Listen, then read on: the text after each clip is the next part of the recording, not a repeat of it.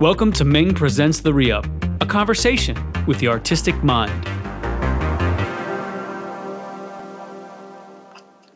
What's up, brother? How are you? You know, I sorry about last night. You hit me to say, what's up, and I forgot that you're a late night guy because you've got to run things. Seriously, I forget that like the restaurant life, besides the DJ life, is all night. Yeah, I'm just kind of, it started with direct drive, doing like being up. I mean, we did that every week for 10 years. So, after the first 5, my body mellows out at 8 p.m. on a Saturday. And I'm just kind of like running on autopilot till about 11. Then midnight, I wake up. And then I'm up till like 6, 7. And then that just kind of kept going throughout, like, every day. 8 o'clock, 9 o'clock, I start getting a little drowsy. Like, oh, man, am I getting old? Like, is it because I'm eating like fatty dinner or, whatever? So I saw a post from you, I don't know how long ago it was, like I want to say a year and a half ago, maybe 2 years ago, about trying to eat more healthy. Right. Like the doctor says it's time for me to eat more healthy. And then I see you launch a bourbon, and I'm like, there's no way he's eating more healthy if he's going to launch a bourbon. It's not happening. Yeah, it's funny because, I kind of feel like, I grew up like, in high school, I was like super healthy. And then even, throughout my 20s, I was like really healthy. I actually didn't start drinking anything but beer until I started direct drive, which is like 98. So 99, I started drinking some hard alcohol. And like a lot of people didn't, so I'm like almost 30 years old. And then I fell in love with whiskey, and then, I mean, my brother would, often be like, because I would be like, oh, you're not feeling well, drink some whiskey. He's like, bro, that's not good for you. And I was like, I don't know. I feel pretty good, bro. I feel pretty amazing drinking whiskey and, doing what I want to do. I do feel like that is a part of health. It's like it's all up here. A lot of health. Part of your mental. I agree with the part of it is the mental. You need to be able to, even if you're not doing something that's specifically good physically for your body, if it helps you mentally, there's that balance. You have to have that balance. And I agree with that with eating well, eating good food, because a lot of people who are my age and who've been around, we've been in the business for a long time. A lot of people like never can guess how old I am, and I'm like, it's because my whole life I've partied extremely hard, and I've worked out my whole entire life, and I eat well, and I do all of it. But I think that balance keeps you young and mentally stable and all that kind of stuff. But let's go back to direct drive, because it's funny to think direct drive, you did that for 10 years. So tell everybody about direct drive who doesn't know. So direct drive is one of the earliest drum and bass parties in Manhattan, along at the same time, I think, with Concrete Jungle. I don't know when Concrete Jungle started. It was ahead of us by many years, like 4 or 5. 5, okay, because I remember Concrete Jungle at Coney Island High back in the day. Right. And then where did you guys start? You started at Wetlands, or you started at... No. I'm talking about Concrete started at Wetlands. So they were already, I was going to those parties, and then I was like inducted into the Shaolin Fist crew with, Delmar, Cassine, and all of those guys, Bodie. There was like a whole crew of like creatives, so they brought me on as part of the Shaolin Fist crew, started DJing with them. I started DJing at Coney Island High. But then I was kind of like,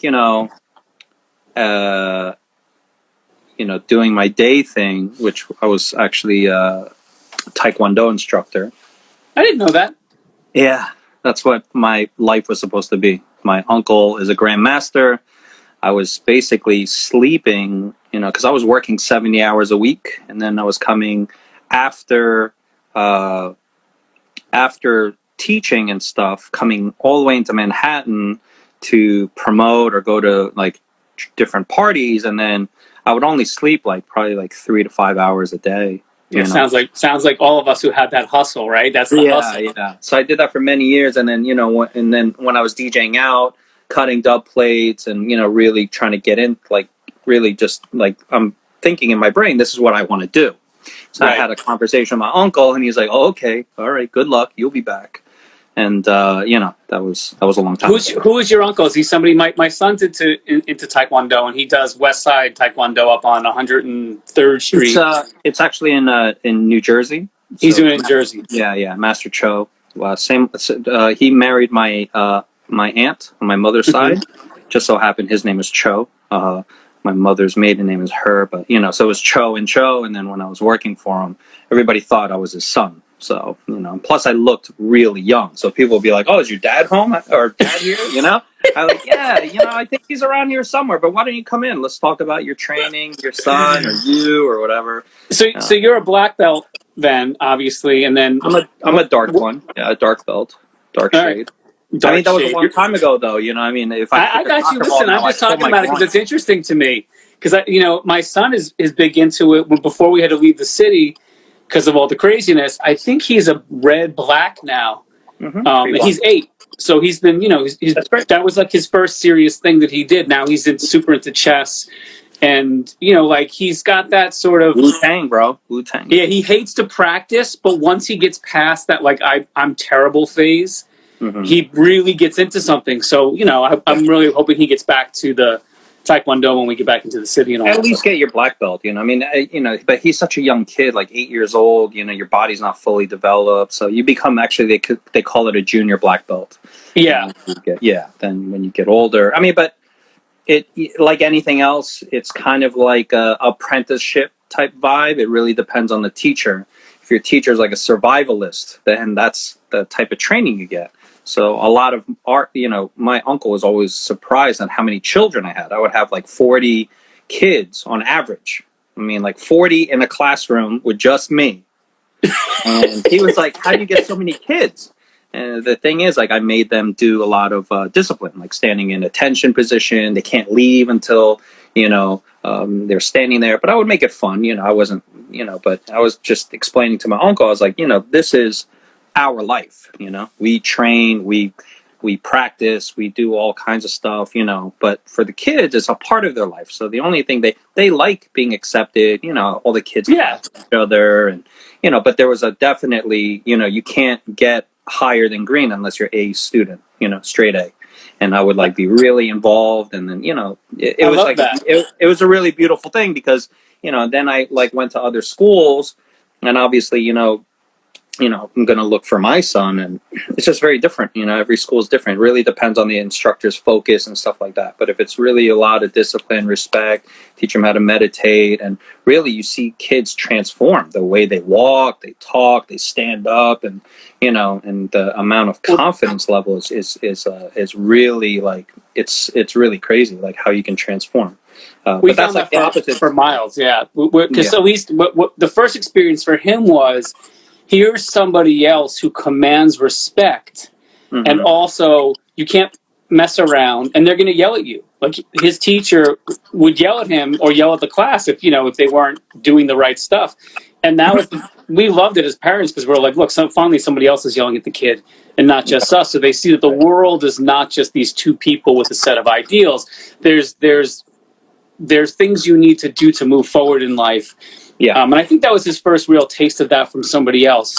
And then the process of getting your belt and learning your forms and doing all that it's important because they get rewarded.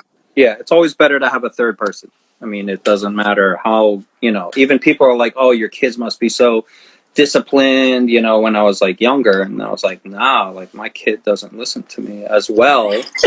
Because he's your kid. My daughter's beautiful soul, super smart, and she was born in 2000, so she's 19 now, going to be 20. And then I got my fat Buddha baby. He's 3 years old, but and even him, it's he doesn't listen. He's just like me, I don't really listen. I want to do what I want to do, and I learn the hard way, and that's it. All I can be is kind of bumper guards and make sure it doesn't fall off a roof and stuff like that. So talk about so you formed Direct Drive. Because I remember all those cats. I did a couple of Delmar, and whatever happened to Cassian, by the way. Where is he? I've run into Delmar here and there. I've never run into Cassian. Yeah, he's in Cali. Oh, that's why. I spoke to him the other day on Facebook. but like, so I started this party with a guy Lion, DJ Lion. We did Rumble sessions, and then I was kind of like, I kind of want to do my own thing. I remember Lion. Didn't he have the dreads? Mm-hmm. Yeah. Yeah. Yeah. He had like nutty jungle nut and the hair. It's funny. You're reminding me of. I think of Lion Dub, but I forgot about Lion. He was like DJ Lion. Yeah. So and then I kind of started DJing by selling mixtapes through Liquid Sky and Jen's Rocker and this other guy Elijah. They helped me. They just sold my tapes. It was like crazy because they're like, "We're out of your tapes." I'm like, "I just gave them to you." And they're like, "Yeah, we sold them all, like all 10. So bring in 20." And I was like, "Bang, another 20 gone." I'm like, wait, like what's going on? And then I kept selling them. Then I was like, all right, I guess I'm going to start DJing. Then started DJing, going out a lot more. Then linked up with Cassine and the Shaolin and Delmar and the Shaolin Fist crew. They brought me on.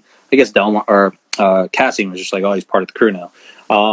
And then I started playing out, and I was like, oh, I want to start throwing parties. Did some stuff with Lion. We brought out some heads to Rumble sessions, but then, it was difficult. It didn't last that long. And then I was like, I kind of want to do my own thing. So I did a party for my birthday at Backtune. And then, it was only 2 weeks out of the month, the first like 3 or 4 months. And then he was like, hey, what about doing weekly? So I was like, okay. And I was like bringing sound in and doing all kinds of... I remember Backtune.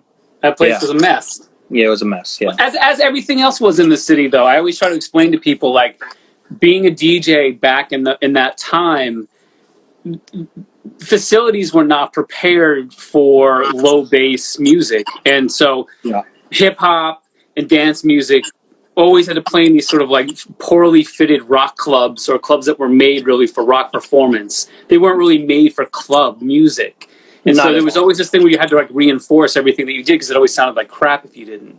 Yeah, it's just like it's a drum party. It's not drum and bass, And I was like, it just sounds like drums in here. I don't hear anything else, With Ming and FS, we literally every time when we were on tour, we'd spend sound check rewiring the systems everywhere we went to tune them to the room because like we can get bass out of the system if we do X, Y, and Z. And we would literally sit there tuning the system every single night we would play. Yeah, and people thought we were crazy, but when we played, it sounded good. Yeah, that's what you want. Yeah, well, I know, but I'm saying, but people didn't realize, they just wanted to do their sound check and go home. But we were like, no, it doesn't sound good, though. Yeah, back in the day, it's like you're basically like a mobile wedding DJ. You got to, try to, you have to... / electrician / carpenter. Yeah, and then all the DJs who just show up to play, like, yo, man, it's just like, you're not doing... Either you're part of the solution or you're part of the problem. We're pushing something together, and, that's what it is. So at Backtune, we were able to install our own sound system that was designed in, and then, it sounded amazing. People were like, oh, shit. And then, that's when it was like full swing. But then it was like, the club only lasted 4 years. So then after that, I had to, bounce around, went to Chinatown, got a lot of noise complaints, and then, moved around. So it was... The first 4 years are magical. After that, it was really tough, And then after 10 years, I was like, you know what? I'm just going to do special events because I was still doing club stuff. And then, then I put in an offer to buy Fat Buddha 2010. And then even after I took over the bar, I was still doing parties. I was still doing, what made you do that? What made you get into the bar life? Because I know obviously we're doing club life and you're throwing parties and all that. Well, yeah, I mean, I just kind of, I'm getting older, my kid's older, the demands are getting, to be like a full-time promoter. I mean, obviously, it's always funny as a meme to make fun of promoters, but when you're actually, trying to live off of it, it's difficult, and then it's like, oh, then you see these memes with stack of cash. I'm like, bro, if I had that stack of cash, we'd all be eating. I don't find it very funny. And then, the reality is I don't want to be stuck as pushing gigs. And I mean, no disrespect to promoters and DJs out there, that are doing it full time. I did it 7 years full time. That's all I did. DJ, promote, do teams without any outside job. Then, then I was just kind of where do I take my knowledge?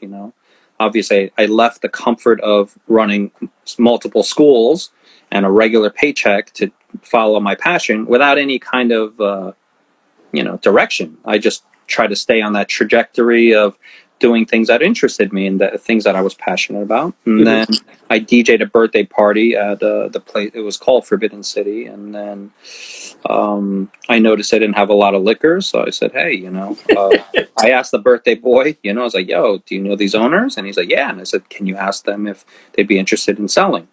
And then at that time, I was friendly with Dave. He was the owner of Central Fly, Tramps and Drinkland. And he was going to come in with me as a partner. And then we started negotiating, doing everything. And then as the deal was finalizing, he's like, hey, actually, I'm going to go to China. He went to Macau. He had an offer to run like the special events of the Venetian. And then he's like, you know what, man? He's just like, that's, you did all the works. I'm not really doing anything. You structured an amazing deal. Just, run with it. So, Good for you, man. I love Drinkland. Drinkland was like one of my, I would say, temples. Like I spent many late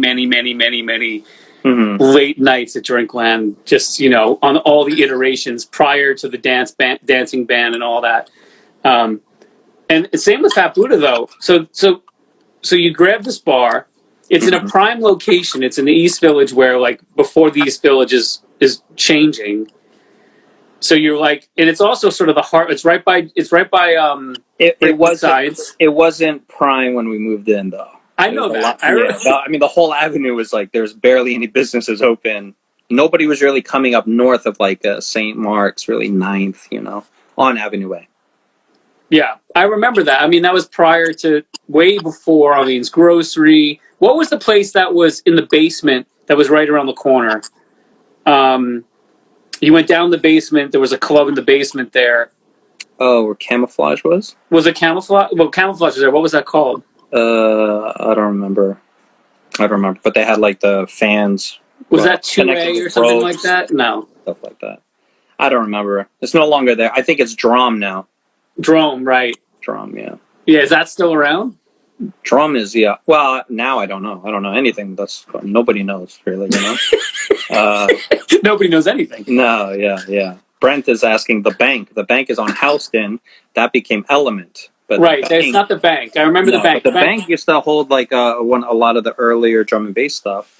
And then it became, the Element later on. And there was still like some drum and bass stuff there. But, yeah. I know we keep bouncing around, but going back to it, I didn't really see myself with a future as getting older. So I was like, all right, let me try to get either into the club world, which typically rips you off. And then I was like, maybe I can get into something smaller where I can kind of curate it and I can have my, connection of people kind of congregate to. And so that's basically the basic idea of Fat Buddha. I was going to take over the club in Brooklyn called Savalas. I don't know Savalas. Named after Teddy Savalas. Yeah. It was like the same guys. I forget the name of that big space there in Brooklyn, but they opened up another place. So when they were opening that place, they said, would you be interested in taking over Savalas? And I was like, oh, I don't know, if I can do both places. I liked Fat Buddha because it had a kitchen and I was cooking and I was like, passionate about food. So I was like, maybe I'll do that. And then Savalas was on Bedford. And I threw a lot of parties and it sounded great. And there was just basically club. And then they were like, oh, we would like you to take it over because we know that you'll run it the way we want to make it. So I don't think it, no, it's not Galapagos. Same, different guys. But yeah, so then I chose Fat Buddha, I chose the location on Avenue A instead of Bedford. But Bedford at that time was popping. So some people are like, yo, like, why are you doing Avenue A? No one's really walking around that area. It's like a point of destination. And then recently now, like, a couple years ago, a lot of people do bar crawls. They come around the area. So then, it seemed like a great location afterwards. I mean, I always felt like it was like a place you could go It was easy to be there. It was an easy service. You always had good people working there. You were always very friendly when I'd run into you there. My friends who lived in the East Village, that was a good meetup place. Even if you were going to go out and do clubbing and all that other stuff, it was like, yo, let's just go to, let's go to Fat Buddha. We'll have a couple drinks. There's food, like whatever. We can start, and you could start at any time, which is what I really liked. It was really approachable. Or end your night there too. Yeah, you could. I mean, but that's the thing that's amazing to me is that somehow it doesn't surprise me now that I know that you were going to be, you were a teacher. A Taekwondo teacher, because it takes a certain discipline and wherewithal to be able to do something that's so taxing. You're just at that space doing things all the time. And I remember you hosted a number of parties of all kinds of like cultural relevance. I had a friend who had ALS. He had just finished a movie. You hosted that event. I remember I have pictures of like all the people who were involved in that ALS thing, having a celebration at Fat Buddha. And it was like one of those central, and it still is, a place where just people really connect. How did that grow into it being such a like hip hop spot? Well, yeah, I mean, that was the initial thing. Like when I opened up, people thought it was going to be an electronic bar. They were like, oh, we're going to do breakbeat and jungle. Right. I was like, nah, I'm going to do hip hop. And they were like, what? What do you know about hip hop? And I was like, oh, I know Mike G of the Jungle Brothers. I know, his uncle is Red Alert. And I just want to play like golden era hip hop, like, R&B and, kind of focus on that. So, it started kind of with that, where I was DJing there, and people that's why actually I changed my name from DJ Soul to Lord Kimchi, because Lord Kimchi is like my hip hop thing, where I'm like, all You're right. like Lord Finesse. Yeah, right, a little bit, or it could have been Cool Kimchi. I'm not sure, with a K, I like the Lord though. It's good. Yeah, and it's actually my manager with Carlos would always say, like, when I would walk in, he'd be like, Lord Kimchi, and then, we'd laugh and whatever. Like, when I used to walk into Fat Food, I'd be like, homeboy, so everybody, a lot of people, they always, when they see me online, they say, homeboy, and they're like, what is that? Like, even my friends would be like, why is that guy yelling homeboy at you? And I was like, oh, well, that's what I did at Direct Drive. I would call people, and I would say, homeboy, like, what's up? And I would be, oh. Yeah, like, what's that? Just keep going. Yeah. So that's what happened. And then at Fat Food, I'm like DJing, and I was like, hey, listen. But some guys, they were like only playing like golden era stuff. And I go, yeah, nobody wants to hear this on a Saturday night. Like, they want to hear like the Brooklyn mashup stuff, and this is like 2010, so this is where like all the mashups started coming out. I was doing parties elsewhere, and I was like, this is the vibe I want like a cool party that is palatable to everybody. Drum and bass is very specific. Not me, speaks to me, but if I play I get that. I used to tell that to people all the time. I was like, listen, drum and bass has my soul, but it fills in all the crazy spaces in my mind, but the tempo is not for everybody. It's too intricate. It's like jazz for a lot of people, and hip hop is the core, and reggae is the core of it. So if you love those things, you can, it's much more. And hip hop is much more universal, especially at BPM wise. Yeah, and then people will come in. They're like, "What are you playing?" I'm like, "Right now, I'm playing Salt and Pepper, and I'm segueing into into Major Lazer, into this, into that," and they were like, "Okay, well, So that's when I changed my name, because there's a lot of confusion. Because I would put on the, I'm DJing Saturday. They would come in. They'd be like, "What are you playing?" I was like, "I'm playing everything." Like, and back then, like Josh Link, rest in peace, he loaded me up with a lot of music, and I was like, playing a lot of hip hop, and I got a lot of music from him. That's when I started to, try to start doing more party rocking stuff. And then I got a lot of corporate gigs to survive the drum and bass seasonality of it all. Yeah. And, I was able to pay for Christmas gifts and, during the holidays because of those corporate gigs, and I would just land 2 or 3, but they're like $1,000 to $3,000 a gig. And I was like, this is great, So yeah, that's how it became hip hop. It was intentional. It was like orchestrated in that way. It wasn't just happened to be like that. I was DJing it. I was having the DJs and like asking them to play this way. I don't like to tell DJs what to do. I don't like to tell artists what to do. But I was like, I want this kind of format, trying to create like a real hip hop vibe in here. Right. Yeah, you were curating the room. Like I think that's what makes a good promoter. If a promoter can pull people in that work within a creative freedom, but it's like they still have to understand what the room is doing. Yeah. I always found that to like if I'm playing somewhere I've never been before, I try to reach out to people to find out what the room is listening to in that room, so I know how far off to the left and how far off to the right I can go with what I do. And if it's not what I do, then I got to be prepared for that. Like, oh boy, this is not what I do. I'm gonna have to fill in some time here. Right. Which was what ended up happening with like when EDM broke.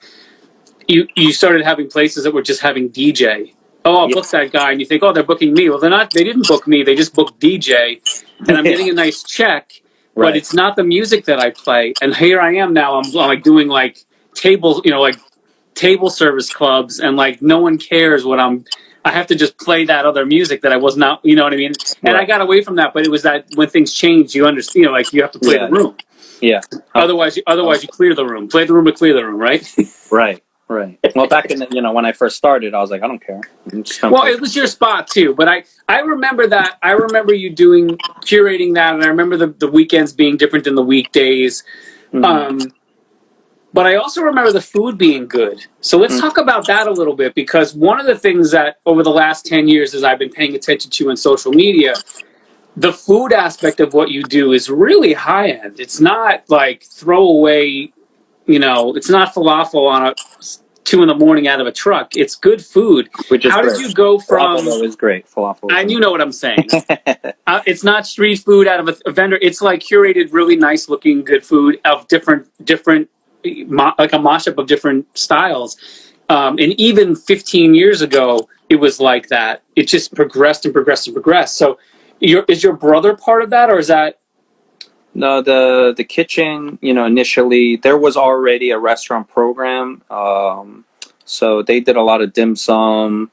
They had different dishes that to me didn't really speak to me. So, and plus budget wise, they were paying a dim sum guy a lot of money a week. So I was like, I cut that. I got rid of almost everything. I changed some stuff. I left like salt and pepper squid on there. But other than that, it was like I changed it more to a Korean-inspired pub food, and a lot of all those recipes are from my mom and from me remixing it basically, because everything that I kind of approach is like DJ or skater kind of mentality. It's like I see it and I'm like, okay, how do I make this something that I'm into, or, whatever. I try to remix it, and sometimes in my brain I do the air horn, and then, and then I'm always trying to find ways to streamline or make things easier. So like finding the trick component, like how do I do this? How do I do that? So when I did do the kitchen at Fat Buddha, a lot of it was, at first it's easy for me to cook for 5-10 people, but to make it a kitchen streamlined, that means making it almost idiot proof, where the sauces are pre-made and this you do this and that. So that was like the biggest hurdle. We were able to do that and execute it, and people really liked it. But I would have to go in, like I couldn't eat chicken wings out for like another 2 years after I made all the wings, because I ate hundreds and hundreds of wings like every day.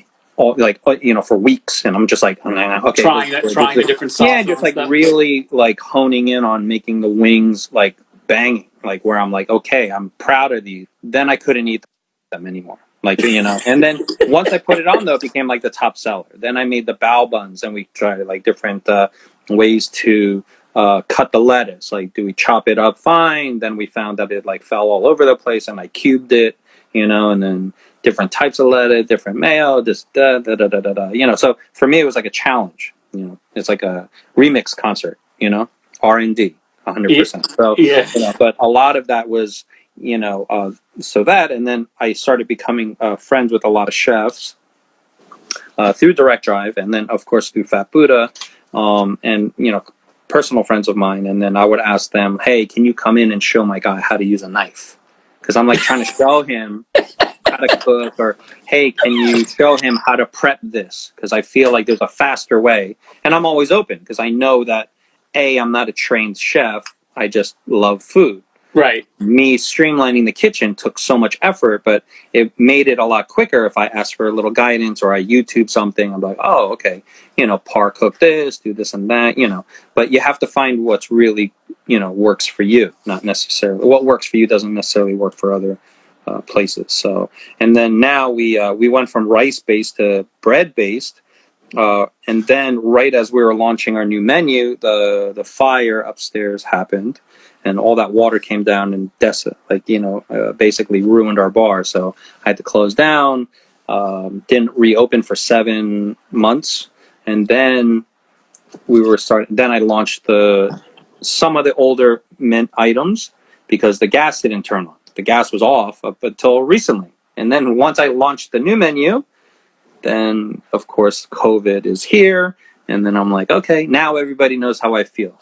Like when all the water came down in Fat Buddha, so much uncertainty. How long am I going to be closed? All of these feelings.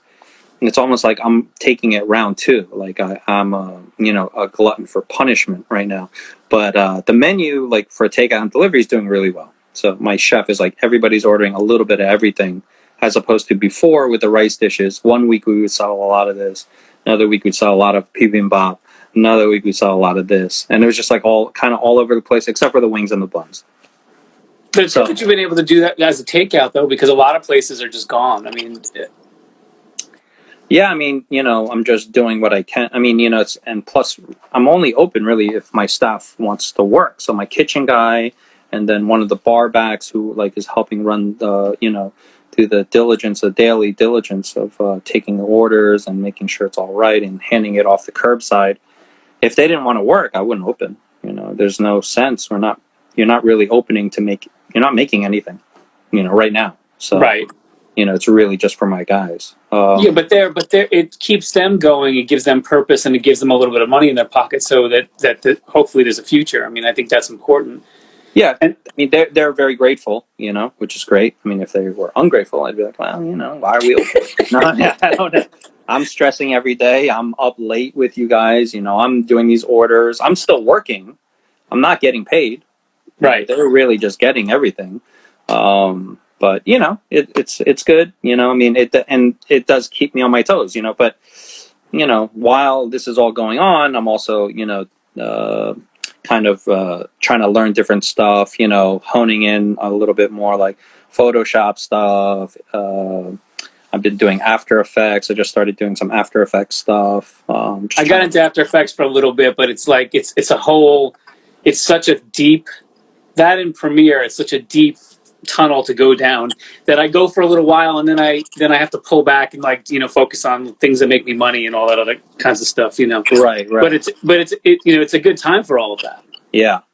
I mean, I'm definitely, in the beginning, drinking a lot more, eating a lot. I'm like, don't know what day it is. I'm like, okay. And then, my boy Paulo and Jeremy Tahita, who are on this watching us now. What's up, fellas? They, I'm always asking them, because Paulo does a lot of photography. He does both, but they specialize in different things. Jeremy does a lot of video, so we've been talking about doing some sort of podcast live, and Jeremy's already worked on a whole bunch, so we're just trying to figure out the platform. I think we're thinking about doing it. We've been discussing about doing it on Twitch, streaming it live from the bar. But the problem is background noise, because even if we reopen, we're still going to do the podcast or the Twitch stream. So, we're trying to figure out what headphones to use so we don't have to move around, and, background noise, the ambient noise. If people are talking, hanging out, we can even invite people to come hang out and do more interactive stuff. So that's kind of, what we're still planning, and, and then obviously pushing Fat Whiskey, because, I got I had 500 cases just sitting there. Well, let's parlay to that. So what happened first? Was that the next big thing that happened, or did you open up another space before that? The Fat Whiskey? Yeah. Did that happen? That had been in play for a while. We were considered one of the top sellers of Jameson in the metro area. So, I was like, all right, well, I'm not getting sent to Ireland and stuff like some of these other bar owners are. So I was like, let me, if I'm not getting that much love, Why weren't you getting any love, do you think? Well, I wanted to do my own whiskey anyway, but it definitely expedited it. And I was like, all right, you know what? I'm making other people money. Let me try to do our own whiskey. So I sampled a bunch. I went to a couple other distilleries of people who wanted to partner up. I am not a distiller. I am more a connector. So Today, see people, yeah, I'm but kidding that's the core root, right? Right. I've always been connect people to music, to a good time. When people often, my phone will blow up on the weekends. A lot longer ago than more recent, but still people contact me. Hey, I'm coming to New York. Right. What's going on? Where should I go? Where should I eat? Yeah, of course. Yeah. Connect them to restaurants, connect them to this and that. So when I was just trying to find a good product where I can brand and do my branding, I'm going to put my name on it. You guys will supply the juice. I did all the legal stuff where I can sell it into liquor stores and everything. So that took in itself like 8 months to do all of that, all the paperwork and putting a lot of money up and borrowing money to do this venture. And then now we have Fat Whiskey, and we have the potential to do Fat Vodka and all this other stuff. But the whiskey was available right before we even opened. So I was like, oh man, like this is perfect time or the worst timing, because I wanted to really spend a lot of time guerrilla marketing, promoting, come out with like some swag for people.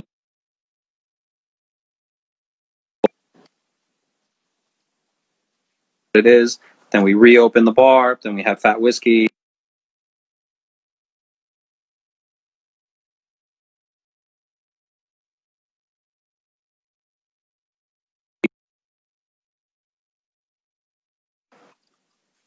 Lost you for a second. No problem. I can't tell if my internet is about to just peace out of me, but as soon as I saw the whiskey, I was like, I need that. I mean, I'm a whiskey drinker, so I was like, oh, it just speaks to me right off the bat. I was mad that I wasn't in the city able to just come out and be like, I got to try this right away. But I think that's a good move. I mean, the vodka market is super saturated. Tito's is sort of like destroyed every new thing that's coming out because it's just so cheap and good, good tasting. We have a vodka too. We're just sitting on it. You're sitting on it. I'm saying, but it's a dangerous market because it's it's not like the whiskey market. People are interested in new whiskeys, but yeah. But if the brand we have does the well, whiskey bottles. Yeah, we can now. Well, with the laws and everything, we can now deliver. We can sell the bottles out of the bar. So that's amazing. You can order delivery, and we'll deliver it to you. Bottles and up to 1.5 miles away from Fat Buddha, or you can come and pick it up. And then I just got they were down for a little while at deliveries, but now I have like a plethora. We're sitting on a nice amount to be able to sell. So yeah. And what's and you're now getting distribution for it. Yeah, we have a distributor already. I mean, that was already set up. That was kind of the whole thing. But in the beginning, I kind of wanted to do it a little bit. In hindsight, I should have just done it grassroots first, then done all the legal stuff if it started to catch on, and then start putting it in other spots. So, so a lot of other sushi restaurants, they wanted to carry it. Juku carried it for a little bit in Chinatown. Other spots, then obviously I opened up my restaurant, the sushi restaurant in Midtown. Yeah, right, that's my next step. Yeah, so how did that happen? Which looks insanely delicious, by the way. Yeah. It was something that we've been really trying to be. I've been planning with my chef friend Charles, who actually loves drum and bass. That's how I met him. I was DJing in the somewhere in the East Village, and he looked it up. And he was like, oh shit, there's a guy named DJ Seoul. I got to go see him. And came down, and then I met him. He wanted to buy me a drink and was calling me Hyung. Hyung means like older brother in Korean. And he was from LA. So we're talking, and then we're talking about food. Started and he's a consultant. So he gets flown everywhere, opening up restaurants. Yeah. I went and ate at a bunch of places, and he's like, what do you think? And I would just be, as we say in New York, dead ass about everything. And I'd be like, I think this is good. This needs a little bit more salt. Maybe, oh, this is cool. What is this? Like, what is this like little salt? And he was like, oh, wow. And then he started to trust my palate and started inviting me to restaurant opening, like tastings. And then we were talking about doing different things. Next to Fat Buddha, there's a bar. We were going to take it over and do like a Korean barbecue place in there. But the hood system and everything in there was like so dilapidated. We'd have to put in so much money to clean it and fix it all up. So we decided not to do that. And then we're talking about doing a Japanese restaurant, Japanese, and grill, Korean, like, a little bit of all Asian influence, basically. So that's when I came up with Omomo as a name. And that means, oh my God, in Korean, Omomo. Funny, because when I look at it, it just makes me go, nom, nom, nom. Nom, nom, nom, right. That's what I thought it was, to be honest with you. Nom, nom, nom, right. If you put an N in front of it. Yeah. So, and then worked on that branding a little bit, and it really stuck. And I was like, oh, this looks so cool. And then, poured everything that I had into it, borrowed money. The saying, the adage is like, bet with your head, not over. I bet over my head with it. And it's just sitting there. So, we close it down, and I was like, all right, hopefully we get to reopen. Hopefully Fat Buddha, it's all hopeful, I want to know who Misty Cho is, because she's like, that's what old Korean ladies say. She's my niece. Hey, what's up, Misty? She's keeping it real down there. She's keeping it. Yeah. That's a shame, but it's people should check out the Instagram and look at the food. It looks amazing. I immediately was like, I need to be there.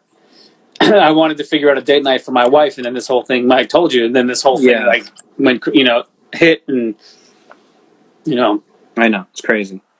It is what it is. It's the same for everybody. I think it's harder for different businesses. We're all doing this together. That's the best thing I can say. You have family, you're with your family, all that, everything is good, you're healthy. Well, I have some friends who didn't make it through this. I have friends who got super sick. Like, I have friends who, they haven't been working at all. I've been lucky enough to be able to work. I'm not in the city right now, so it's good for me. It's whatever. We'll come back. But you need to open something in Harlem when I get back to Harlem, though. Right. Harlem needs good food. I'm gonna tell you right now. Yeah, Harlem needs good food.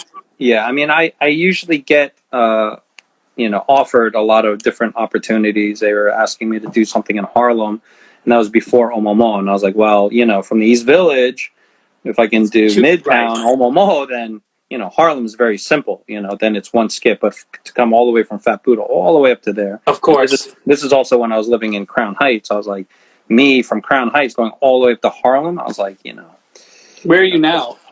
I just moved out to Queens. All right, yeah. So full circle almost for the little guy. Yeah. I never lived in Queens. I didn't even. I was so busy with everything going on that I didn't even really know. I came out here one day just to look around, put a deposit down on the place. I stood out on this little deck that we have, looking around, and coming from Crown Heights, it's all West Indian or Hasidic, and everybody's Asian. I was like, holy shit, it's like so Asian up here, sprinkle of white people. But I was like, wow, this is so and it was so quiet here that when I went back to Crown Heights to hang out, the window was open. I was just like, it lived right on Eastern Parkway. I was like, damn, it is so loud here. Right. Well, it's quiet. You move to somewhere quiet, but it's really, it's good for your soul when you can detach from the speed and the noise of your life and come home somewhere where it's quiet. In Harlem, where I live, it's really quiet. Right. Sometimes the street's a little bit lively, but our bedrooms are on the back, so it's always quiet. Super quiet. Yeah. My chef actually lived in Harlem when we were opening up, and I was like out there, and I was like, it's really nice out here. It's really nice. Yeah, a lot of cool African restaurants. It's growing very slowly. The hardest part, I think, for Harlem in terms of restaurant growth and growth in general for stores is that because it's a very working class community, people eat at home with their families. They work, they come home, they eat at home. So going out, there's a lot of young people that come out. But the things that people don't do correctly is they open bad restaurants in Harlem. Restaurants with bad food, unhealthy food, things that we don't need. Right. And I think the restaurants that have come in and offered something interesting and different and diverse have done very well and been able to stay open. And I think that sometimes in Harlem people pull their punches too much. They don't bring their ethnicity hard enough, which I wish they would do. There's not, you know what I mean? There's not enough spice to do what they want to do, really. You Right? think so? I mean, I think that comes across on every platform. When you want to do music, you're like, oh, I don't want to, I mean, look at Aphex Twin, his, in Children of Man, you listen to that soundtrack and you're like, this shit is crazy, but that's kind of cool, it's like, right. I listen to it, I'm like, oh, that's amazing. It sounds more futuristic than a lot of other stuff. And then, when people open up restaurants, they're always behind that money ball, like that 8-ball. And that 8-ball is there, but it's also self, in your head, Even when I was doing Korean food at Fat Food, I'm like, bibimbap, I don't know if people are going to, no one was pronouncing it correctly. I know, but New Yorkers love food with flavor. I mean, I'm a huge fan of Asian food in general. Korean food is always been one of my favorites. K-Town and all the different barbecue places, and then Korean food mixed with Japanese food is a really good combination because you get the clean fish, sushi stuff with the good cooked Korean, and the combinations. Right. The spice is really, I think that's been very successful in the city in general because people are looking for that new flavor, that clean or savory or It's kind of like there's so many like cuisines of Chinese food that I like just kind of learned from living out here in Queens, and China is huge, and each region has their own kind of thing, and I just started learning about all of it. But to stay successful, I guess every one of them sells General's chicken, so it's kind of like, you can kind of, if you go too hard body karate one direction, it'll go over people's head, they'll be like, what is this? And then you're gonna, your waiter's gonna sit there explaining every little thing to them. Whereas like Korean food is very lucky. We've been extremely lucky with Korean food because now everybody kind of knows what kimchi is, I mean, growing up, my friends would be like, bro, cover that shit, it smells. Right. And they're like, yeah, all right, that's stinky stuff. And now they're like, oh, actually, I kind of like kimchi now. Was that the stuff in your house? I was like, yeah, bro, that's the shit you used to I feel like that's what happened to sriracha. It's like sriracha became this thing that like now people can't live without. But if 10 years ago, they would have thought it was the weirdest thing ever. Yeah. And just explaining it, and it was always in my house. So, and it was like it smelled, So yeah. Did your mom or your grandmother make her own? Yeah, my grandmother did everything from scratch, like the Korean pepper paste, the gochujang. She would make huge things, and she'd be like, you want to help me? And I was like a little kid, and I was like, no. I'm like, well, it's fine, But in hindsight, I was like, damn, I kind of wish I could make that right now, but you make it's like so much. So, yeah. There's not a lot of time. We have about 10 minutes left, and this has been amazing for me because I've never talked to you about sort of the full sort of from the D&B world, how it's connected your whole life, which is kind of amazing, your professional life. But let's talk about the stuff, the food delivery that you're doing for the first responders and at hospitals and all that. How did that come about? And talk about it a little bit. Yeah, I mean, like during the pandemic, we actually have a lot of nurses that come to Fat Buddha, and I would always talk to them about stories, horror stories and funny stories. But when this was all going down, and then I kind of saw everything happening, and then of course with the restaurants, there's other larger names that are doing the feeding restaurants. So I wanted to do something, so I signed up for all of them.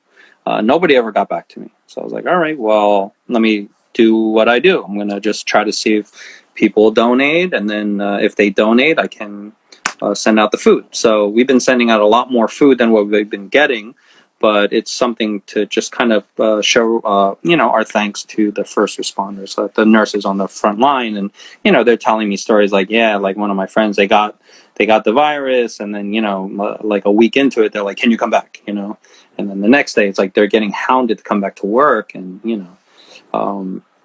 just to try to show appreciation. So we just called it Feed a Hero US because every other one was taken. So feedahero.us, and then we take donations for, food. Some people donated like $400. I was like, oh my God, that's so gracious, And even right now, they still, like, all the nurses are so appreciative of it. And, we just kind of set it up. And then I was like thinking maybe we could do it for some senior citizen homes, because your grandparents should be your hero as well. We have it set up with fire departments and police. So it's like an organized thing. I don't just show up to the hospital with it. It's all coordinated effort. I have a contact for each division, the ER, the ICU, and everything, and the testing units and everything. So, but as it's flattening, so is the amount of people in like donating. So lately we haven't done that much, but someone just donated $50 the other day. So probably going to go out and feed another unit. So, I love it. Yeah. So again, tell everyone where they can donate. Feed a Hero US online, or you can find us all on most of the people that are logging on, they already know us, so they can find all the info on Fat Buddha or Omomo as well. Omomo NYC, right? Yeah. .com. .com. Yeah. But it's funny. Yeah, it's funny because Fat Buddha Bar, a lot of people don't know how to spell Buddha, me included. When I first opened the bar, I had to Google it. So I did another website, livefat.nyc. So livefat.nyc is easy to find, and you don't really mess that up. So there's a link there to donate to Feed a Hero and for Fat Buddha. There you go. Yeah. So direct drive, you doing any direct drive reunions? I'm sure it's about that time people are starting to think about it, right? Yeah, maybe. Not now. I see the smile on your. I mean, obviously, but when things get back together, I see the smile on your face. Yeah, I mean, I love direct. Brought me all around the world. It helped me open and do anything and everything that I do, and I still love it. I still, when I would show up to shows, people are like, "Damn, you're here!" I'm like, "Yeah," I don't go out that often, but when I do, it's select, but at the same token, I can't go out that often, and of course, yeah, and I love the music, and I wish it were more popular, but it is what it is, It's funny because I've always felt the drum and bass and jungle was a very special thing for me, and though professionally when you're doing it and you're making money from it, you want it to be bigger because you want to make more money because you're investing so much time in it and you're touring and all that. Mm-hmm. But I understand why it is the size that it is. It's not for everybody. It's special, and that's what I think is unique about it, is that it doesn't need to be the trance of America. It doesn't need to be this right all-encompassing genre for me. It always just is a special thing that, it's not me as a musician now. I've kind of grown past just that as a genre, as the only, you know what I mean? Yeah. But I still, on a Sunday morning, I'll put on some liquid drum and bass and just enjoy myself. You know what I mean? It's just special in its own, sort of thing. And it's got so many subgenres. Like, I listen to it all. So, and it's funny because a lot of people wanted it to be commercially viable, like dubstep. Dubstep really took over commercial music. Like, everybody had the breakdowns and stuff like that. Right. And at Backtune, we had like Rockefeller record guys come through.